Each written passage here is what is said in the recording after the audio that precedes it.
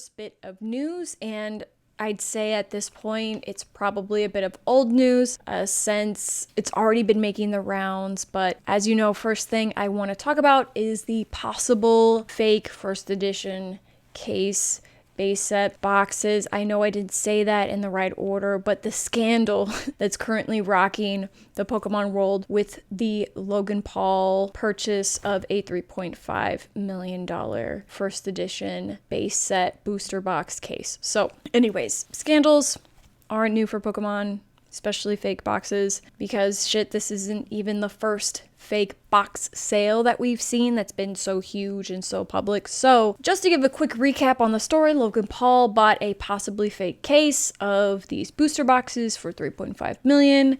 Huge payday for the seller. Now, thank God for the experienced of us in the community, a YouTuber Rattler and then subsequently PokeBeach recently came out with some red flags on the sale, with some evidence supporting their suspicions that this case is fake. I'll first off put links in the notes of the original article and then Rattle's subsequent videos talking about just, what they're seeing. They've outlined a number of different red flags from the history of the box itself, the seller, their stories of how they acquired the box to begin with, the box itself, and even the authentication company that verified the case for Logan. So I'm not going to go into any of the details of those red flags because obviously PokeBeach and Rattle do an excellent and much better job than me regarding that. So I'm going to leave that to them. However, I do want to pose the question, if at the end of this, the case is proven to be fake, how much money does it take for fraudsters to see actual real consequences for their actions? I mean,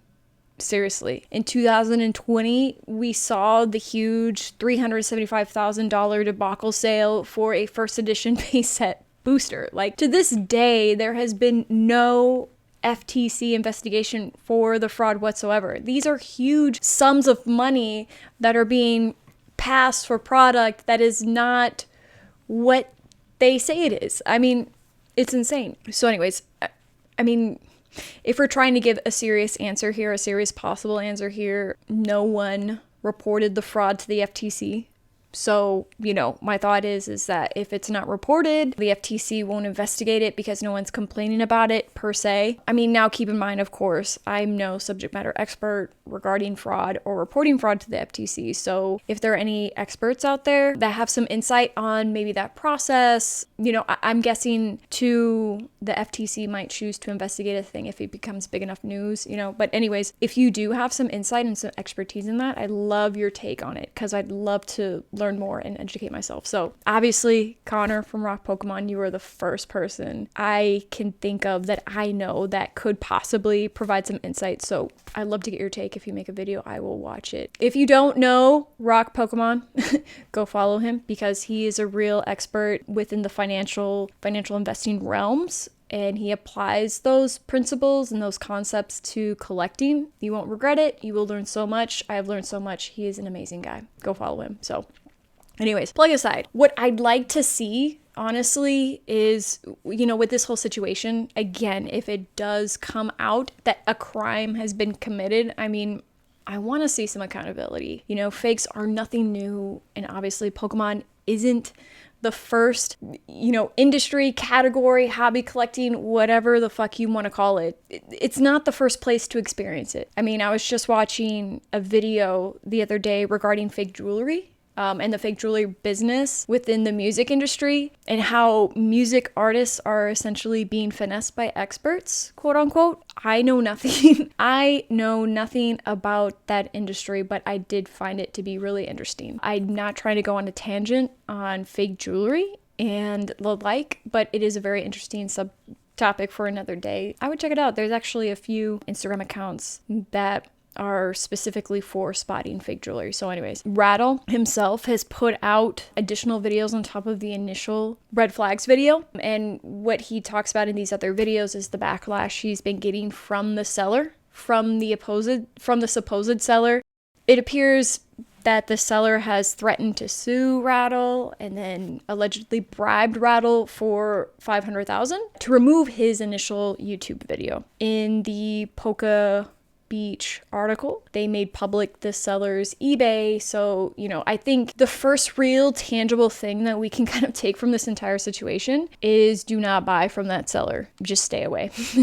Whether it comes out that they committed a crime or not, probably just better to err on the side of caution. It's probably not worth risking your business with that seller. So it wouldn't be a bad idea to add them to your blacklist on eBay. Now, at the end of the day, we all know scammers aren't going to go away. It's just not going to happen. With that said, I know that in some ways my initial question of, how much money does it take for scammers to see real consequences? This in many ways is a rhetorical question because, scammers aren't going to go away. But probably a more interesting and probably better question to ask is, will this hurt the hobby? And I think the answer to that is a very gray one, and it's a very yes and no. I think for a certain group of collectors, it does definitely leave a bad taste in their mouths because it just reiterates that idea that they may have that, the hobby is changing, people, it's only about the money, can we get back to the cards? Can we get back to the collecting side of it and just enjoying the things that we love? And I really don't have any criticism to that. They're absolutely justified in feeling that way. I mean, that's just how they feel. What I do appreciate about this is that it's a nice, gentle reminder to all of us normies out there that we need to be smart and be diligent about what we buy from whom. And we also need to continue to support the great sellers that have done right by us. I mean, come on. This community is amazing. I've met some amazing people. It makes me really appreciate the deals I've done with them because they're awesome. And they take care of me. So I am absolutely cool with that. Another tangent or another, tangible actual takeaway from this at the end of the day is, take care of and foster the relationships you've made so far and trust, but also verify twice. So when you're doing business with someone new, or even if you're not doing business with someone new that you've done business with them before, you always want to verify twice on all aspects, right? So learn all that you can about what you're buying, try to become as much of an expert as you can, and use already authenticated items to be your guide in that front. If you're buying cards or packs that you've never bought before and you aren't sure about how authentic they are, buy an authenticated version and then make comparisons once you've bought the item in question, right? I've done this before with cards and packs, and it actually helped me. I actually bought a fake card. Now, granted, I only spent like $5 on the card. And I got a refund, so it's not that serious. But it's good to know because I'm sitting here thinking I bought a real deal card and then I decided to compare it to my PSA 10 version. And I realized the two were different. The coloring was different. The texture was a little bit different. And the print text was different. So I was able to learn from that situation that, oh shit, I bought a fake card. Now I want to make sure that that seller takes down that listing. I don't know if they knew that the card was fake or not. I don't care. Just take down the damn listing because your shit isn't real. So anyways, tangent aside, you can, again, just as long as you're focused on being a student of the game, verifying twice, and doing business with people that you know and you trust and you do your due diligence, you'll be all right. You'll enjoy the hobby. You will have good experiences. Or you will be able to protect yourself from mostly bad experiences, like making sure that you have buyer's protection on eBay and whatnot. So I'm not sure if there's really much else to say regarding the scandal. So as the story continues to unfold, I will keep you posted. Logan is apparently coming to Chicago to talk to the company who authenticated the case, so we shall see what happens. That is all of the news I have for everyone today in this weekly wrap up. So if you made it this far, thank you for being here. I am very humbled by that. Take it easy and have a good one, y'all.